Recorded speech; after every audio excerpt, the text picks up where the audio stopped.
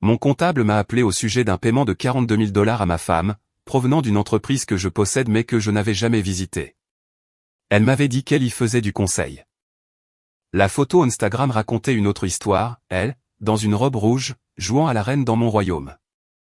Puis, le videur m'a arrêté à la porte. Réservé aux membres. Monsieur, je m'appelle Daniel Rothstein.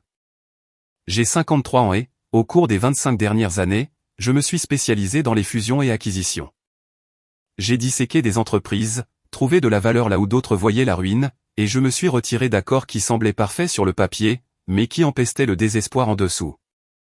J'ai bâti ma réputation sur ma capacité à lire entre les lignes, à repérer le mensonge caché dans des présentations impeccables. Il est donc ironique que je n'ai pas remarqué celui qui se déroulait sous mon propre toit. Margot, ma femme depuis 27 ans, avait récemment annoncé qu'elle voulait reprendre le travail. Elle disait qu'elle se sentait invisible, qu'être femme au foyer lui donnait l'impression d'être un meuble. Je lui ai dit qu'elle pouvait faire tout ce qui la rendrait heureuse, s'adonner à des passe-temps, faire du bénévolat, ou même prendre une retraite anticipée si elle le souhaitait. Nous avions l'argent. Bon sang, nous en avions plus qu'assez. C'était apparemment la mauvaise réponse. Son ton a changé après cette conversation. Plus froid, sur la défensive. Un soir, elle s'est emportée contre moi pendant le dîner. Tout ne tourne pas autour de tes tableurs et de tes transactions, Dan. Certains d'entre nous veulent compter d'une manière qui n'apparaît pas sur un bilan financier.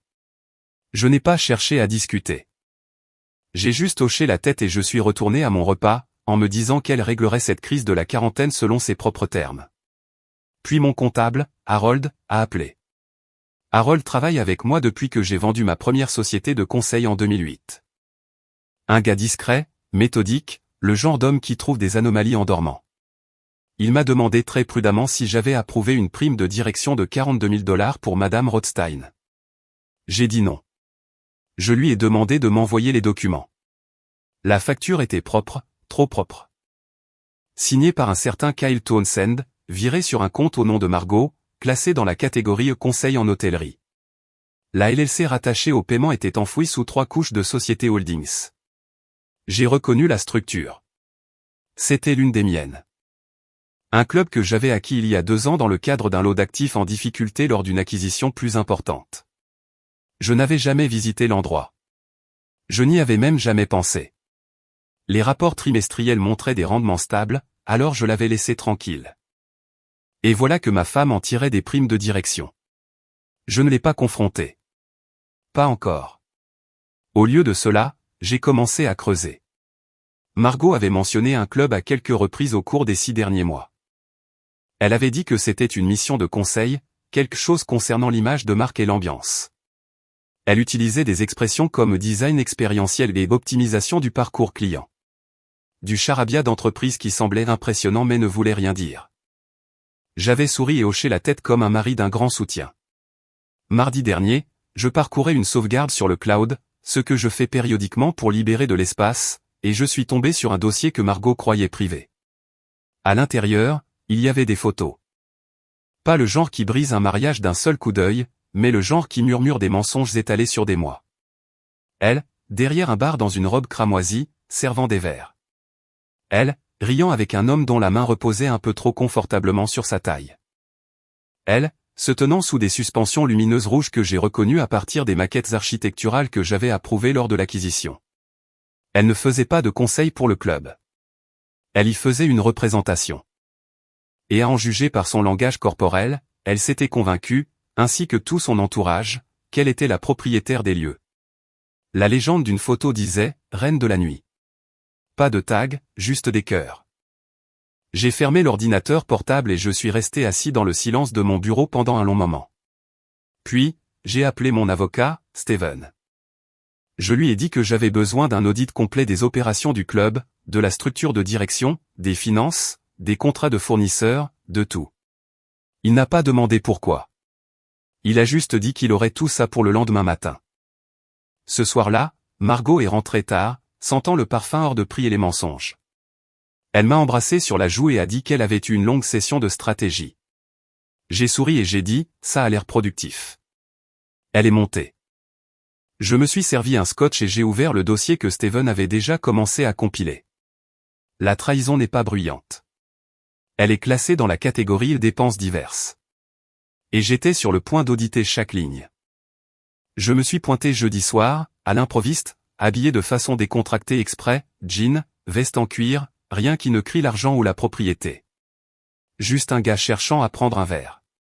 Le club se trouvait dans un quartier d'entrepôt rénové dans le sud de Manhattan. Le genre de quartier où la vieille fortune rencontre la nouvelle prétention, extérieur en briques, signalétique minimale, service de voiturier, exclusif sans être tape à accent grave l'œil. J'avais approuvé le design 4 ans plus tôt sans jamais le voir en personne. Un cordon de velours s'étirait en travers de l'entrée. Derrière, se tenait un videur qui avait l'air de soulever des petites voitures en guise de loisir. Cou épais, costume noir impeccable, le regard vide de quelqu'un qui a refoulé un millier de personnes et qui a apprécié chaque seconde de cela. Je me suis approché de manière désinvolte. Il m'a jaugé. Mes chaussures, ma veste, l'évaluation subtile d'un homme dont le métier est de juger la valeur au premier coup d'œil. Réservé aux membres, monsieur, a dit le videur. Sa voix était plate, ennuyée. J'ai souri. Bien sûr. Je me suis retourné pour partir. C'est alors que la porte derrière lui s'est ouverte. Un homme est sorti, manipulant maladroitement son téléphone, ne prêtant pas attention jusqu'à ce qu'il lève les yeux et me voie. Son visage est passé par 3 stades en 2 secondes, reconnaissance, confusion, puis horreur absolue. Kyle Townsend, le gérant du club. Début de la quarantaine, costume hors de prix, le genre de coupe de cheveux qui coûte plus cher que les mensualités de voiture de la plupart des gens. Je l'ai reconnu grâce aux photos du dossier opérationnel que Steven m'avait envoyé. Le visage de Kyle s'est vidé de ses couleurs, comme si quelqu'un avait ouvert une valve. Attendez, a-t-il balbutié, la voix brisée. Attendez. Oh mon Dieu. J'ai haussé un sourcil. Je n'ai pas dit un mot. Kyle a attrapé le bras du videur, ses doigts s'enfonçant dans le tissu du costume de l'homme. C'est le propriétaire, a dit Kyle, la voix montant sous l'effet de la panique. Tu viens juste de refouler le propriétaire. L'expression du videur est passée de l'ennui à l'alarme en un instant. Il s'est écarté, s'acharnant sur la tache du cordon. Monsieur, je n'avais pas. Je m'excuse. Je ne savais pas. Comment auriez-vous pu, ai-je dit d'un ton neutre, en croisant son regard. Je ne suis jamais venu ici auparavant. Kyle transpirait maintenant. Malgré la fraîcheur de l'air d'octobre. Monsieur Rothstein, je n'avais aucune idée que vous aviez l'intention de nous rendre visite. Nous aurions préparé quelque chose. Un véritable accueil. Je l'ai interrompu d'un simple regard. Je suis juste là pour prendre un verre, Kyle. Rien de formel. Il a hoché la tête trop rapidement, comme une figurine à tête branlante sur un tableau de bord. Bien sûr, bien sûr. Je vous en prie, entrez. Laissez-moi vous montrer. Je trouverai mon chemin tout seul. Je suis passé devant lui en franchissant l'entrée du club. L'intérieur m'a frappé immédiatement.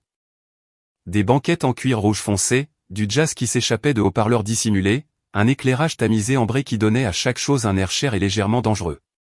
L'air sentait le whisky vieilli et l'ambition.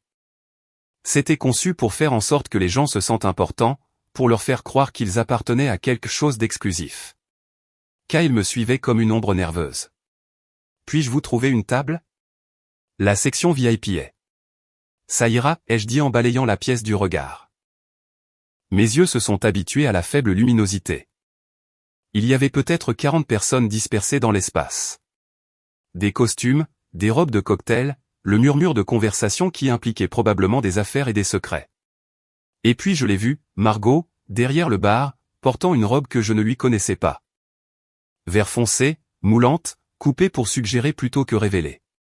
Ses cheveux étaient coiffés différemment de ce qu'elle portait à la maison, plus spectaculaire. Elle versait un liquide ambré dans un verre en cristal pour un homme dans la cinquantaine, se penchant juste assez pour qu'il se sente spécial. Elle ne m'avait pas encore vu. L'éclairage aidait. Je me tenais dans une zone d'ombre près de l'entrée tandis qu'elle était au centre de la scène, rétro-éclairée par les bouteilles derrière elle. L'homme au bar a dit quelque chose qui l'a fait rire. Un rire de façade, guttural et étudié. Elle a brièvement touché sa main en lui glissant le verre. Kyle est réapparu à mon coude. Puis-je m'expliquer? Ce n'est pas la peine, ai-je dit doucement, les yeux toujours fixés sur Margot. Je vois tout très bien. Il a gardé le silence. Homme intelligent. J'ai trouvé une banquette d'angle à moitié cachée par un pilier, et je m'y suis assis. De là, j'avais une vue dégagée sur le bar sans que ce soit évident. J'ai sorti mon téléphone, j'ai ouvert l'appareil photo et j'ai commencé à documenter. Pas de flash, des cadres nets, des preuves, pas de l'émotion. Kyle rôdait à proximité, incertain de s'il devait rester ou fuir. Je l'ai ignoré. Margot se déplaçait dans l'espace comme si elle en était la propriétaire. Le personnel s'en remettait à elle. Les clients souriaient quand elle s'approchait. Elle n'était pas habillée comme une employée.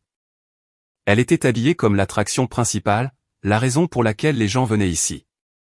Et à en juger par la façon dont tout le monde se comportait autour d'elle, ils y croyaient aussi. J'ai pris une autre photo, je l'ai envoyée à Steven avec une simple légende, usurpation. Sa réponse est arrivée instantanément, documenter tout. C'est ce que je compte faire. J'ai observé Margot travailler dans la salle pendant l'heure qui a suivi. Elle bougeait comme quelqu'un qui faisait ça depuis des années, pas des mois. Confiante, expérimentée, chaque geste calculé pour un effet maximum. Un serveur s'est approché de ma banquette. Un jeune homme, peut-être 25 ans. Une énergie nerveuse. Puis-je vous servir quelque chose, monsieur? Un scotch, pur, votre meilleur cru. Il a hoché la tête et a disparu.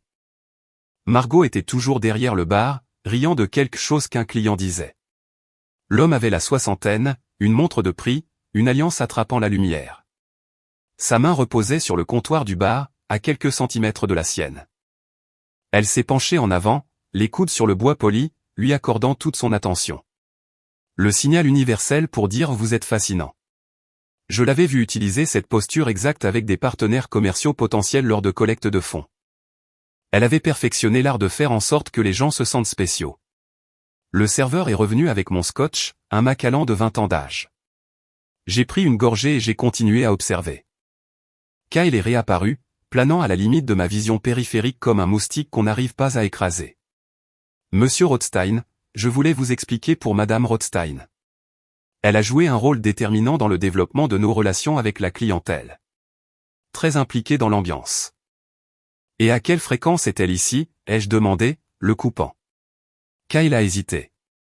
La plupart des soirs. Du jeudi au samedi généralement. Parfois le mercredi.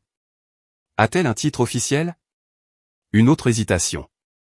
Plus longue cette fois. Pas officiellement. Non. Elle travaille en tant que consultante, entrepreneur indépendante, elle aide pour l'image de marque, l'expérience client, ce genre de choses. Et le paiement de 42 000 $? Son visage a de nouveau pâli. C'était une prime de performance pour un travail exceptionnel dans le développement de notre programme VIP. Approuvé par qui? Par moi, monsieur. Cela rentrait dans mon pouvoir de dépense discrétionnaire. J'ai pris une autre gorgée de scotch. J'ai laissé le silence s'étirer. Kyle transpirait à travers sa chemise hors de prix. Dites-moi une chose, Kyle, ai-je dit, d'une voix basse et calme. Ma femme vous a-t-elle dit que nous avions des problèmes conjugaux? Il a cligné des yeux. Elle a mentionné que vous traversiez une période difficile. Que vous aviez été distant. Vous a-t-elle dit que je voyais quelqu'un d'autre? Sa mâchoire s'est crispée. Il n'a pas répondu, ce qui était une réponse suffisante. Je vois, ai-je dit. Et vous l'avez cru. Monsieur Rothstein, je ne veux pas m'impliquer dans. Vous êtes déjà impliqué, ai-je dit en reposant mon verre. Vous avez autorisé des paiements à ma femme sans l'approbation du conseil d'administration. Vous lui avez donné accès à des systèmes qu'elle n'a pas l'autorisation d'utiliser. Vous lui avez permis de se présenter comme quelqu'un qu'elle n'est pas. Kyle a ouvert la bouche, l'a fermée, l'a rouverte. Je peux expliquer. Ne le faites pas. J'ai sorti mon téléphone et pris une autre photo. Margot était maintenant de l'autre côté du bar, touchant l'épaule d'un autre client, riant à une autre blague qui n'était probablement pas drôle. Continuez simplement à faire ce que vous faites. Faites comme si je n'étais pas là. Il a hoché la tête et a battu en retraite comme un chien battu. J'ai ouvert mes messages et envoyé un texto à Steven, le gérant confirme que ma femme est ici 3 à 4 soirs par semaine. A admis avoir approuvé un paiement de prime non autorisé. Prétend qu'elle lui a dit que nous étions séparés. La réponse de Steven est arrivée immédiatement, c'est de la fraude.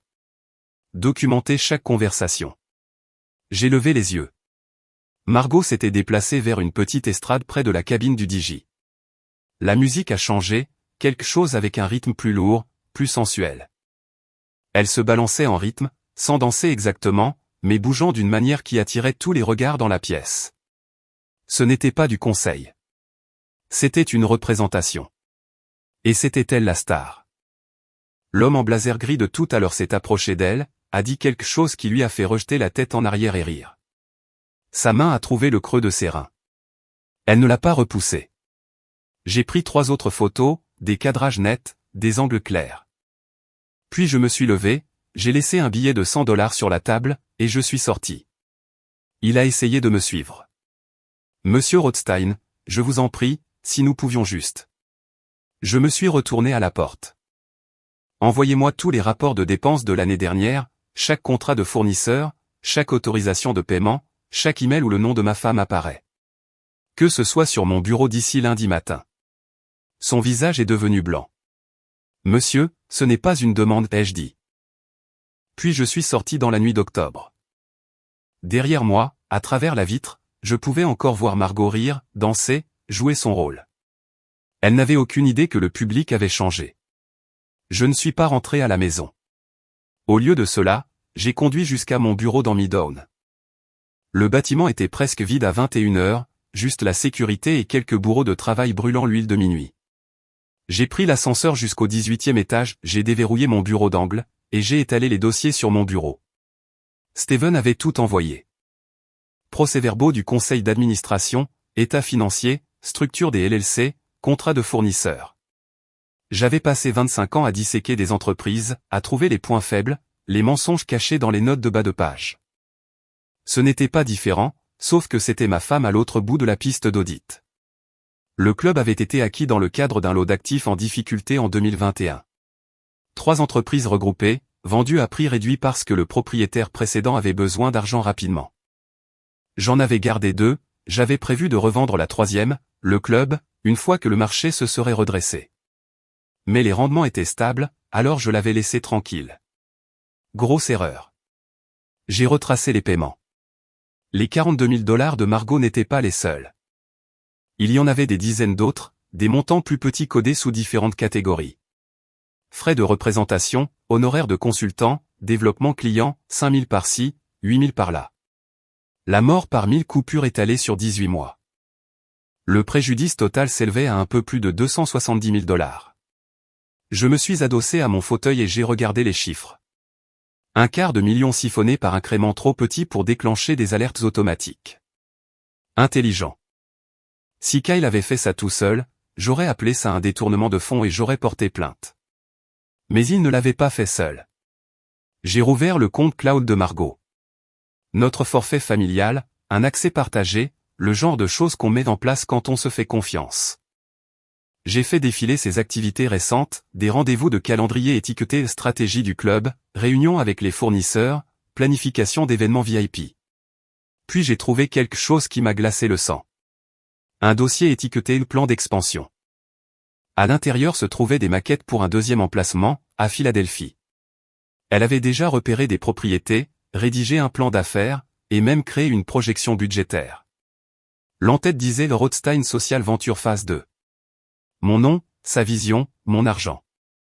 Il y avait un fil de mai avec Kyle et une certaine Angela Simmons, une agente immobilière commerciale. Ils avaient visité 3 propriétés à Philly. Margot en avait validé une, en attente de financement, en attente de mon argent. J'ai tout téléchargé. Chaque fichier, chaque photo, chaque document. Puis j'ai supprimé le dossier de son cloud et j'ai vidé la corbeille. Qu'elle se demande où il était passé. Mon téléphone a vibré. Steven, vous êtes toujours au bureau? Ouais, ai-je dit. J'ai passé en revue les dossiers d'emploi. Votre femme n'est pas sur la liste de paie. Pas de WE2, pas d'avantages sociaux, pas de titre de poste officiel, mais elle a l'accès au bâtiment, des identifiants de messagerie. Et la signature autorisée sur certains comptes. Je vais régler ça par un canal d'administration secret. Pouvons-nous les révoquer? J'ai déjà rédigé les documents. J'ai juste besoin de votre signature. Son accès sera bloqué d'ici lundi matin. Carte gelée, mot de passe réinitialisé, privilège d'accès au bâtiment révoqué. Faites-le, ai-je dit. Et pour Kyle? Laissez-le pour l'instant. Je veux qu'il soit nerveux. Les gens nerveux font des erreurs. Steven est resté silencieux un instant. Vous êtes sûr de vous? Une fois qu'on aura commencé, il n'y aura pas de retour en arrière possible. J'ai regardé les chiffres sur mon écran. 270 000 $, 18 mois de mensonges. Je suis sûr, ai-je dit. Lancez la procédure. J'ai raccroché et je suis resté assis dans le silence de mon bureau. Par la fenêtre, la ville scintillait en contrebas. Des milliers de lumières, des milliers de vies, des milliers de personnes faisant des choix qui façonneraient leur avenir. Margot avait fait son choix. Elle était entrée dans mon monde et avait agi comme si elle l'avait construit. Maintenant, elle était sur le point d'apprendre la différence entre jouer à la marchande et détenir le titre de propriété. Le lundi matin est arrivé avec une froide précision. J'étais dans mon bureau à 6 heures, regardant le soleil se lever sur Manhattan à travers les baies vitrées. Steven avait envoyé la confirmation à 5h45. Révocation des accès exécutés. Tous les systèmes verrouillés. Margot a quitté la maison à 8h30 habillée de ce qu'elle pensait probablement être une tenue de ville décontractée. Pantalon sur mesure, chemisier en soie, la démarche assurée de quelqu'un qui croyait avoir un endroit important où aller. Je savais exactement où elle allait. Je lui ai donné 30 minutes, puis j'ai envoyé un texto à Steven. Statut. Sa réponse a été immédiate. Elle vient d'essayer de badger au refusé. La sécurité lui a notifié que les identifiants étaient révoqués sur directive de la direction. Elle demande à parler à Kyle, et Kyle est en réunion avec notre équipe juridique. Indisponible. Parfait.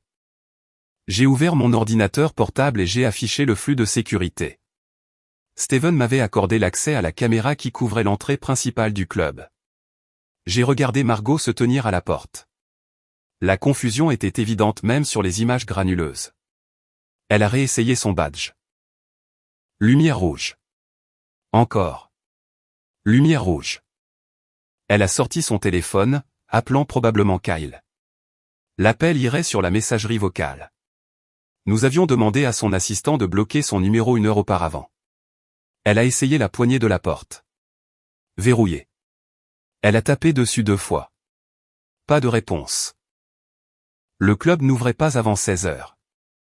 Et le personnel du matin avait reçu pour instruction de ne répondre à personne sans les accréditations appropriées. Je l'ai regardé se tenir là pendant 1 minute entière. Le téléphone collé à l'oreille, laissant ce qui était probablement un message de plus en plus frénétique. Puis elle s'est retournée et s'est éloignée, sa démarche assurée remplacée par quelque chose qui ressemblait plus à une marche forcée. Elle serait à la maison dans 20 minutes. J'ai fermé l'ordinateur portable. Au moment où j'ai entendu sa voiture dans l'allée, j'étais assis à la table de la cuisine avec du café et le Wall Street Journal, l'image même de la normalité domestique. Elle a franchi la porte comme un front orageux. Les clés ont heurté le comptoir avec un claquement sec. Ses talons ont résonné sur le parquet. Le club m'a mise à la porte, a-t-elle dit sans préambule. Mon badge ne fonctionne pas, Kyle ne répond pas. Le gardien de sécurité a dit quelque chose à propos d'une directive de la direction. Elle m'a dévisagé, attendant de la surprise ou de l'inquiétude. J'ai pris une gorgée de café. C'est étrange. Étrange? Sa voix est montée. Dan, c'est plus qu'étrange. C'est une défaillance du système. J'ai des réunions aujourd'hui, des fournisseurs qui viennent, un événement VIP mercredi qui nécessite. As-tu un contrat avec le club? Ai-je demandé d'une voix calme. Elle a cligné des yeux. Quoi? Un contrat de travail? Un WE2? Des documents officiels attestant de ton rôle là-bas? J'ai reposé ma tasse de café. Steven s'est penché là-dessus. Apparemment, il n'y a aucune trace de ton emploi par aucune entité que je possède. Le couleur a quitté son visage. C'est parce que je suis consultante, entrepreneur indépendante. Kyle s'occupe de tout ça.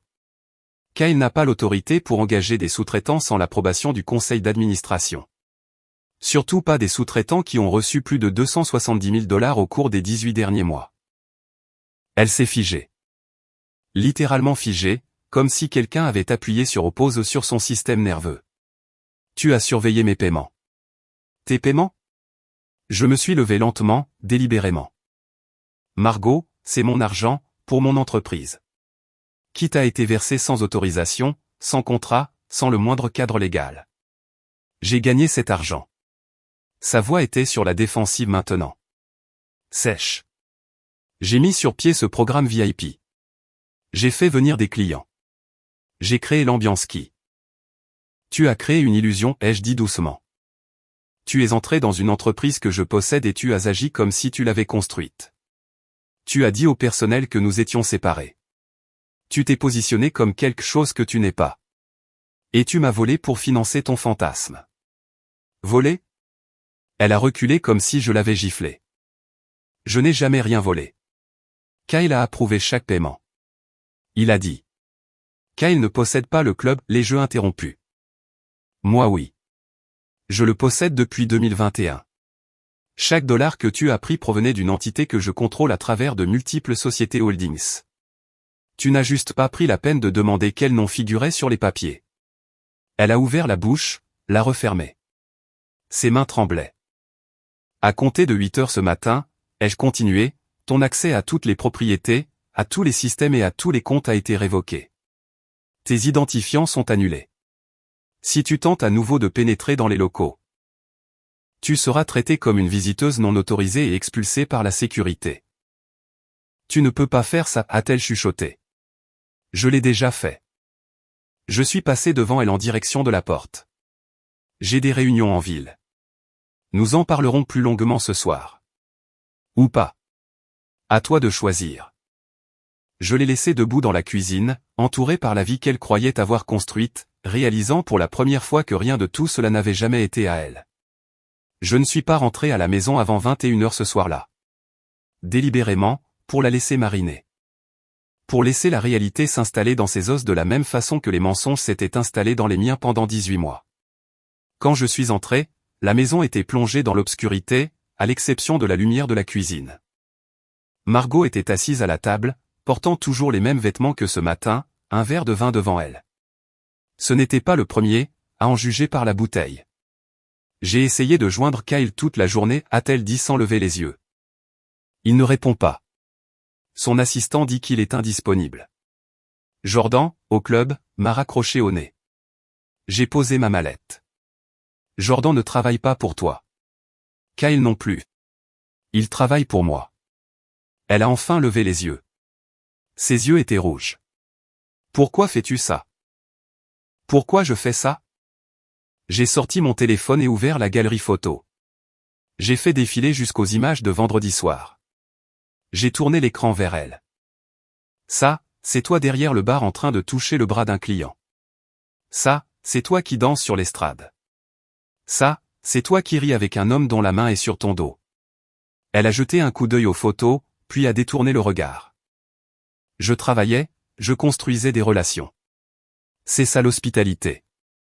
Dan, toi plus que quiconque devrais comprendre le développement client.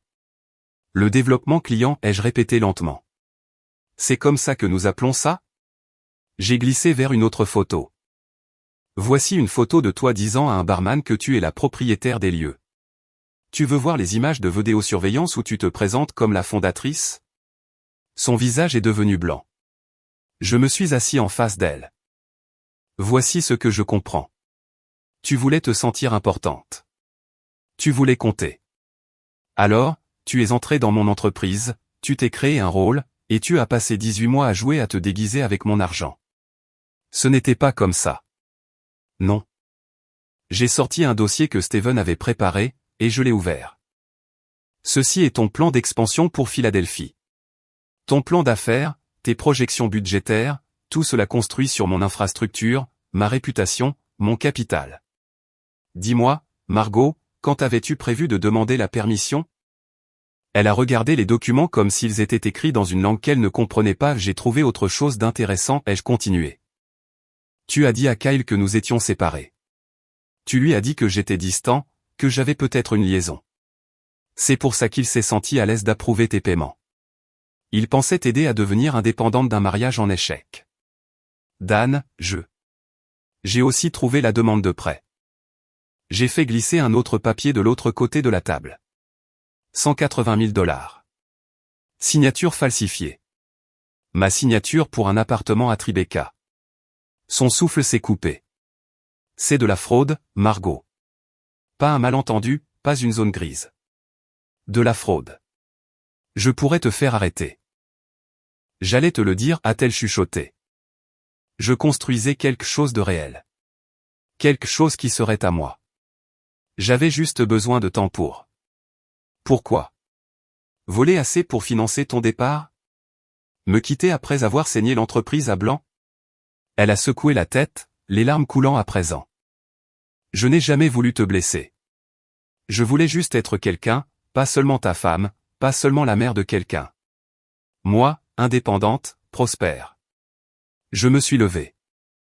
Tu aurais pu être tout cela. J'ai offert de financer tout ce que tu voulais. Une vraie entreprise, des études, n'importe quoi. Mais tu as choisi ça à la place.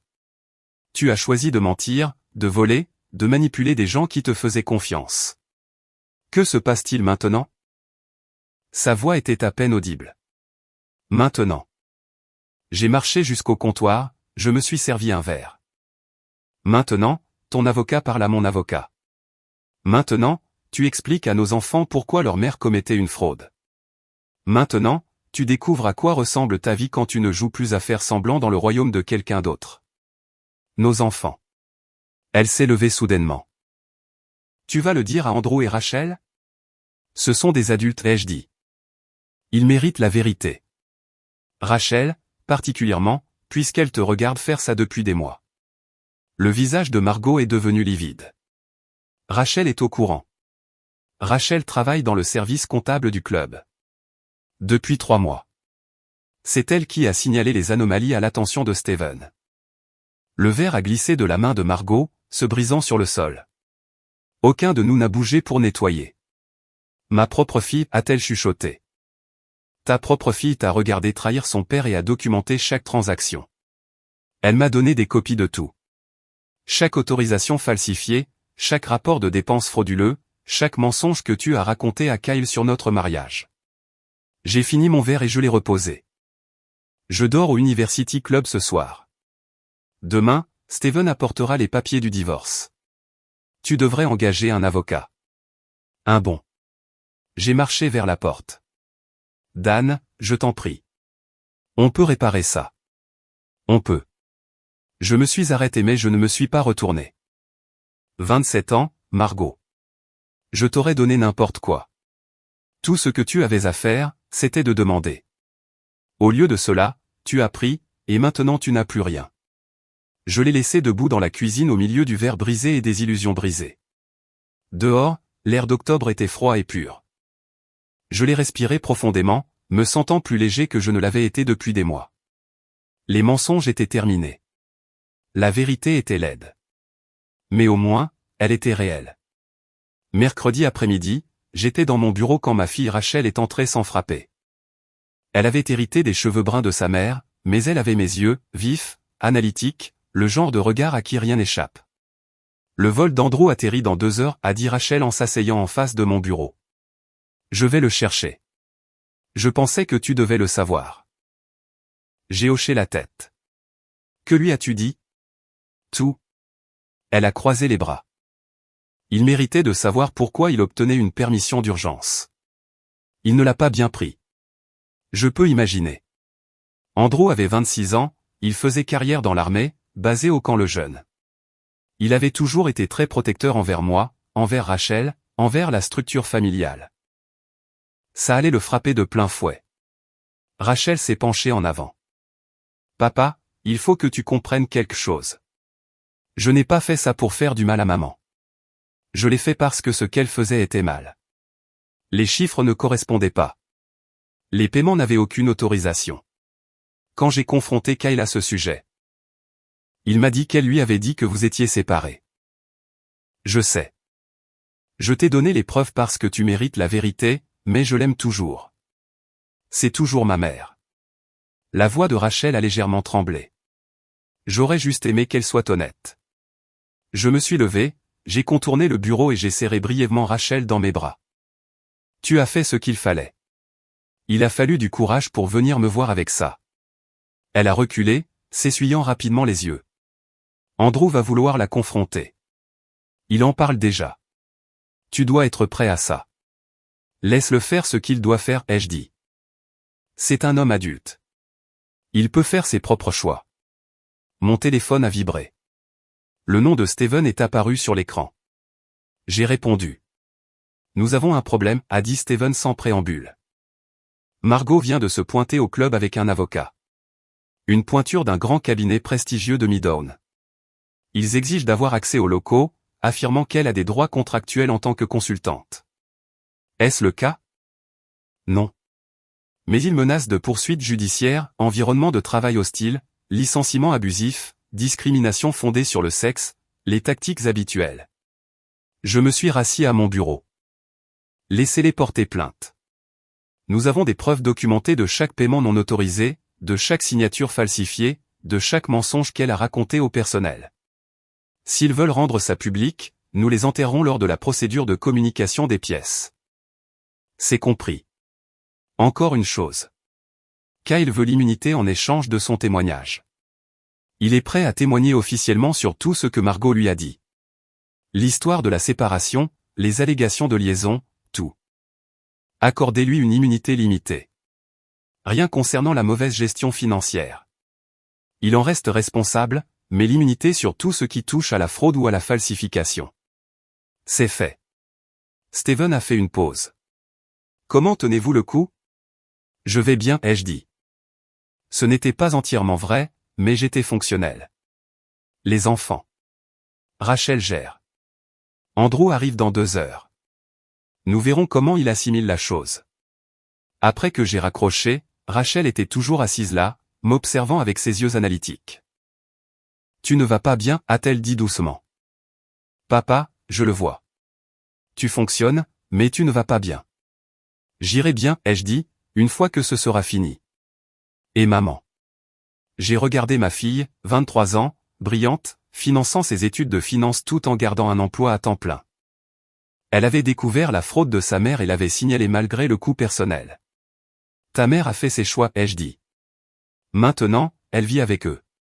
Rachel a hoché la tête lentement. Andrew va être en colère. Je sais qu'il pourrait dire des choses, faire des choses. Je sais, mais tu es toujours son père. Il a besoin de t'entendre dire que c'est normal d'être en colère, qu'il ne la trahit pas en étant de ton côté. Une gamine intelligente. Je lui parlerai quand il arrivera. Rachel s'est levée. Je vais aller à l'aéroport. On viendra directement ici si ça te va. C'est parfait.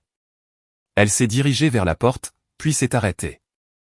Papa, pour ce que ça vaut, je suis fier de la façon dont tu gères ça. Tu aurais pu péter les plombs, crier, casser des choses, rendre la situation horrible. Mais tu ne l'as pas fait. Tu as gardé le contrôle. C'est ça la force. Après son départ, je suis resté seul dans mon bureau, regardant la silhouette de Manhattan. La ville qui ne dort jamais, pleine de gens qui font des choix avec lesquels ils devront vivre. Margot avait fait les siens, et moi aussi maintenant. Andrew est entré dans mon bureau à 18h15 ce soir-là, ressemblant exactement à ce qu'il était, un marine à qui l'on venait d'annoncer que sa famille s'effondrait. Les cheveux coupés très courts, toujours en uniforme de cérémonie après le vol, la mâchoire serrée de cette façon qui signifiait qu'il retenait de justesse sa fureur. Rachel le suivait, plus silencieuse, plus prudente. Papa, a dit Andrew. Sa voix était tendue, contrôlée, la discipline militaire l'emportant de justesse sur l'émotion. Je me suis levé. Andrew, bienvenue à la maison. Il ne s'est pas approché pour me serrer dans ses bras. Il est juste resté là, raide comme un piquet. Rachel m'a montré les dossiers sur le trajet depuis l'aéroport. Les paiements, la contrefaçon, les plans d'expansion. Il a fait une pause. Est-ce que tout est vrai? Oui, tout. La propriété de Philly, les faux documents de prêt, la liaison avec le gérant. Je ne sais pas si c'était physique, ai-je dit prudemment. Mais une liaison émotionnelle? Oui, absolument. Les mains d'Andrew se sont serrées en poing sur ses flancs. Où est-elle? À la maison. Elle y est restée. J'ai logé au University Club. J'ai besoin de la voir. Andrew. J'ai besoin de la voir, papa. Sa voix s'est légèrement élevée. C'est ma mère. J'ai besoin de l'entendre le dire. J'ai besoin de l'entendre essayer d'expliquer pourquoi elle t'a fait ça. À nous. J'ai regardé Rachel. Elle a fait un petit signe de tête. Ça se préparait depuis le moment où Andrew avait appris la vérité. D'accord, ai-je dit. Mais Rachel y va avec toi. Et tu restes calme. Pas de cris, pas d'affrontement physique. Tu m'entends? Je ne vais pas frapper ma propre mère, a dit Andrew, mais sa voix laissait entendre qu'il y avait pensé. Je sais, mais tu es en colère. À juste titre. Je veux juste que tu te souviennes qu'elle est toujours ta mère, peu importe ce qu'elle a fait. La mâchoire d'Andrew a travaillé. Comment peux-tu être aussi calme face à ça? Elle t'a volé. Elle a menti à tout le monde. Elle a essayé de prendre ton entreprise et d'en faire la sienne. Comment peux-tu juste rester assis là comme si c'était un mercredi normal? Je me suis approché de lui, j'ai posé ma main sur son épaule. Parce que perdre le contrôle n'aide pas à être en colère ne change pas ce qui s'est passé. La seule chose qui compte maintenant, c'est d'aller de l'avant avec des yeux lucides et les mains propres.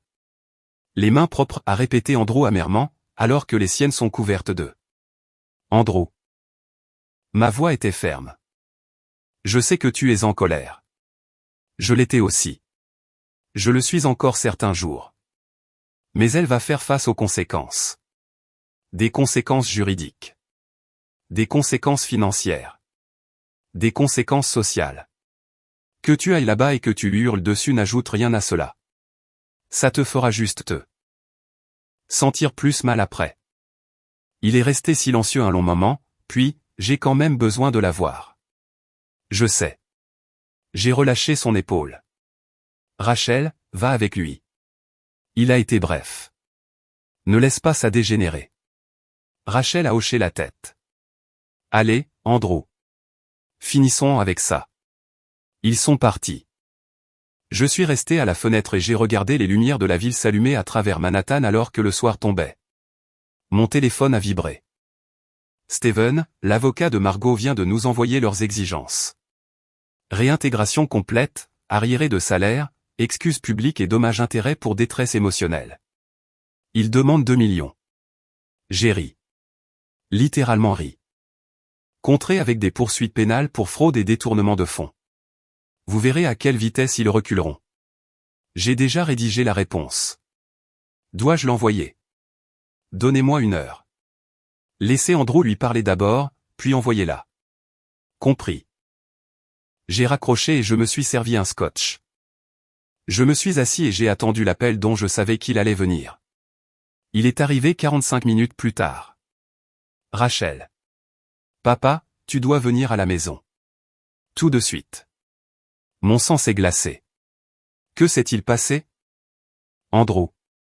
Il ne l'a pas frappé, mais il a dit des choses. Elle fait une crise. Je veux dire, une vraie. Elle hyperventile. Elle n'arrive pas à respirer correctement. Je crois qu'elle a besoin de soins médicaux. Appelle le 911. C'est déjà fait. L'ambulance est en route, mais tu devrais être là. J'arrive. J'ai attrapé ma veste et j'ai couru. 27 ans de mariage.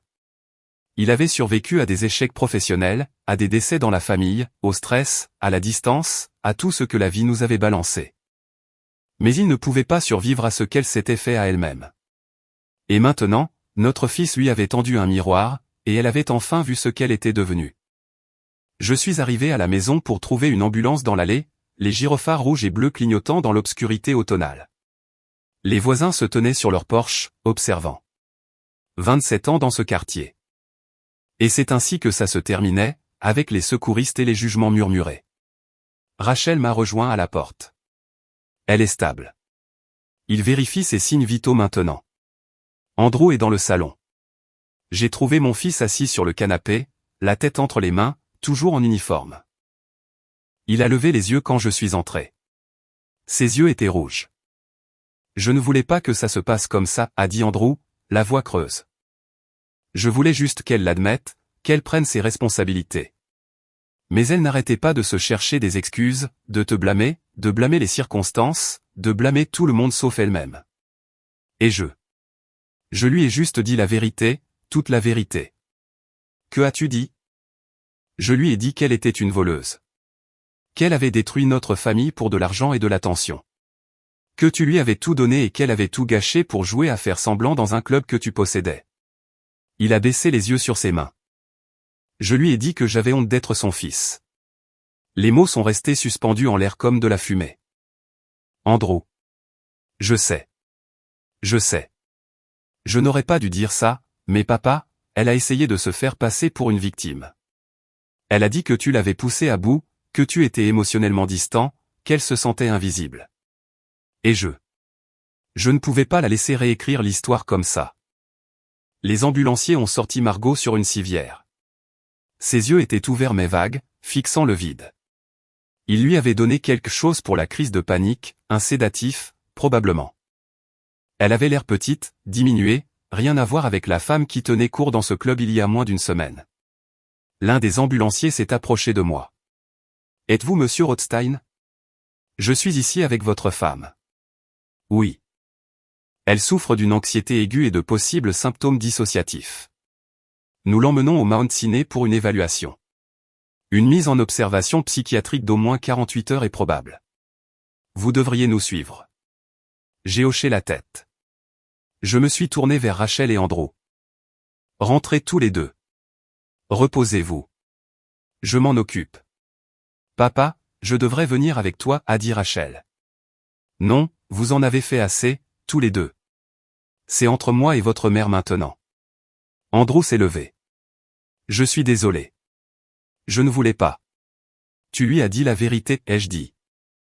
Parfois, la vérité est ce qui brise les gens. Ce n'est pas de ta faute. À l'hôpital, je me suis assis dans une salle d'attente avec des néons et de vieux magazines. Un médecin a fini par sortir. Une jeune femme, les yeux fatigués, son badge indiquant au docteur Patel. Monsieur Rothstein, votre femme est stable. Elle est sous sédatif en ce moment, mais elle sera sous observation pendant au moins 48 heures. Elle a fait une grave crise de panique suivie de ce que nous appelons un choc dissociatif. Essentiellement, son esprit n'a pas pu traiter le traumatisme émotionnel. Alors il s'est temporairement éteint. S'en remettra-t-elle? Physiquement, oui. Mentalement, cela va prendre du temps. Elle aura besoin d'une thérapie, possiblement de médicaments. Ce genre d'effondrement se produit souvent lorsque quelqu'un est confronté à une réalité qu'il ne peut pas accepter. S'est-il passé quelque chose d'important récemment? J'ai failli rire. On pourrait dire ça. Le docteur Patel m'a tendu de la paperasse. Nous allons la garder en observation. Vous êtes le bienvenu pour lui rendre visite pendant les heures prévues, mais je vous recommanderais de lui laisser de l'espace ce soir. Elle a besoin de se reposer. J'ai signé les formulaires et je suis parti. J'ai conduit de retour jusqu'au University Club en silence. Les lumières de la ville défilaient, chacune représentant une vie que je ne vivais pas. Des problèmes que je n'avais pas. Mon téléphone a vibré. Steven, l'avocat de Margot, a complètement retiré ses exigences. Pas de contre-offre, pas de négociation. Il se retire.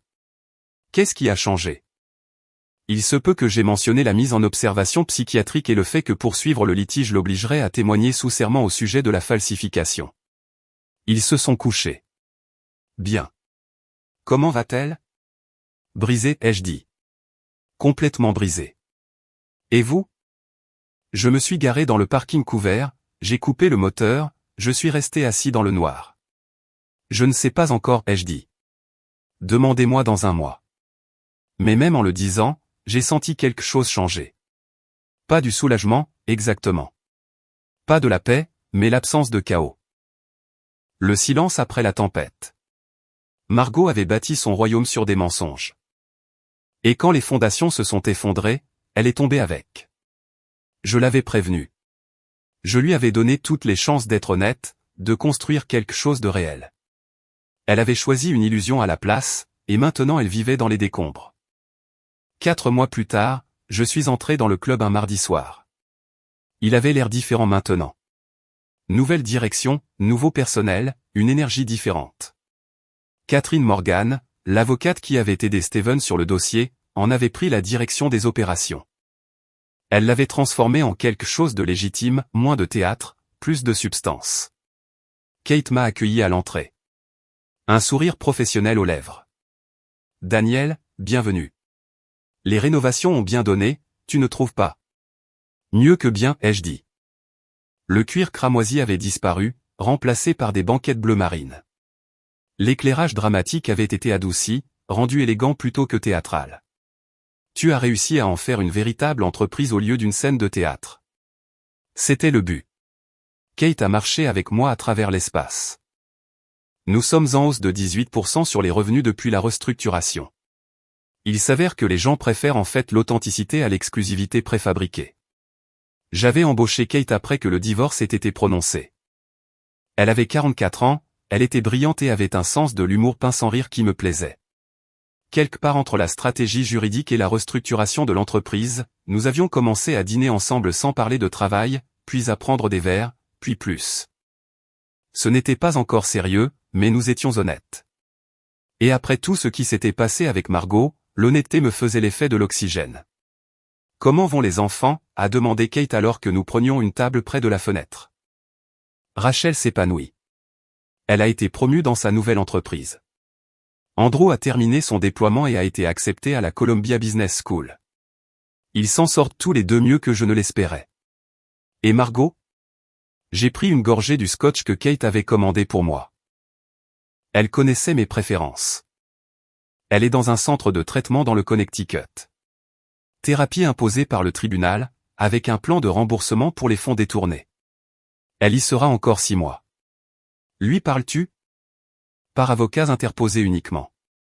Le divorce a été finalisé le mois dernier. Elle a gardé la maison. J'ai gardé les entreprises.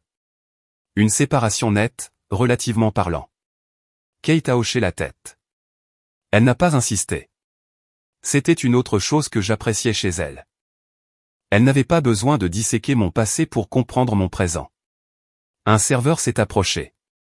Un autre jeune qu'avant. Mieux formé. Monsieur Rothstein. Madame Morgan. Le chef a préparé quelque chose de spécial ce soir. Puis-je l'apporter? Je vous en prie, a dit Kate. Après son départ, j'ai regardé autour du club. La photo encadrée des contributeurs fondateurs avait disparu, remplacée par de l'art abstrait. Le bar avait été refait. Même la musique était différente. Moins de jazz, plus contemporaine. Chaque trace de Margot avait été systématiquement effacée. Cela aurait dû ressembler à une victoire. Au lieu de cela, cela semblait juste nécessaire. Tu as fait ce qu'il fallait, a dit doucement Kate, lisant mon expression. S'éloigner de quelque chose de toxique n'est pas une faiblesse, c'est de la survie. Je sais. Vraiment? Elle a tendu le bras au-dessus de la table et a touché ma main brièvement. Parce que parfois, tu regardes cet endroit comme si tu attendais qu'il se passe quelque chose, comme si tu attendais qu'elle revienne et prouve qu'elle a changé. Elle ne le fera pas, ai-je dit. Et même si elle le faisait, ça n'aurait pas d'importance. Cette partie de ma vie est terminée. Bien. Kate a souri. Parce que je ne suis pas intéressé par la compétition avec un fantôme. Le dîner est arrivé. Quelque chose d'élégant et de parfaitement préparé. Nous avons mangé et parlé de choses normales, l'expansion de l'entreprise, les projets du week-end, un livre que Kate avait lu et qu'elle pensait que j'aimerais. Pas de drame, pas de représentation, juste deux personnes appréciant la compagnie de l'autre sans scénario ni mensonge.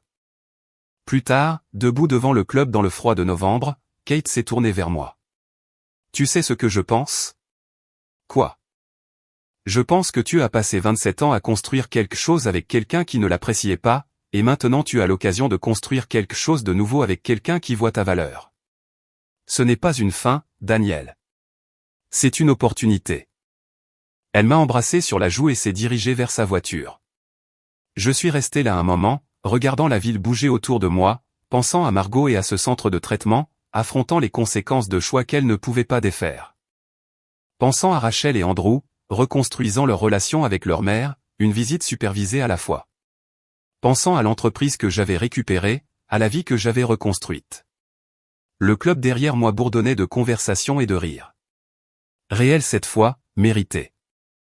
J'avais perdu une femme, mais j'avais gardé mon intégrité, mon entreprise, et le respect de mes enfants.